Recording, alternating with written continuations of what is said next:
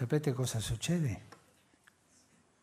A un giovane invecchia, va in pensione a 20 anni. Un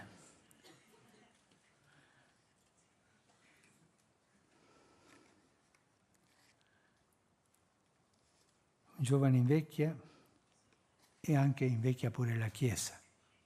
No?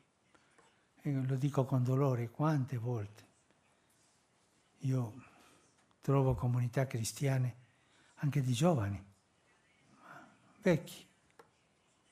Sono invecchiate perché avevano paura. Paura di che? Di uscire alle periferie esistenziali della vita, di uscire lì dove si gioca il futuro. Una cosa è la prudenza, che è una virtù, ma un'altra è la paura. Abbiamo bisogno di voi, giovani, pietre vive di una chiesa dal volto giovane, ma non truccato, come ho detto, non ringiovanito artificialmente, ma ravvivato da dentro. E voi ci provocate a uscire dalla logica del ma si è sempre fatto così.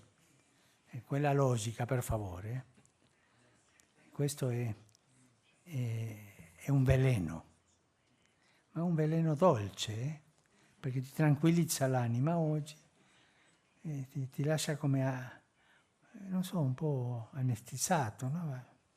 E non ti lascia camminare. Uscire dalla logica del sempre è stato fatto così, per restare in modo creativo nel solco dell'autentica tradizione cristiana, ma creativo.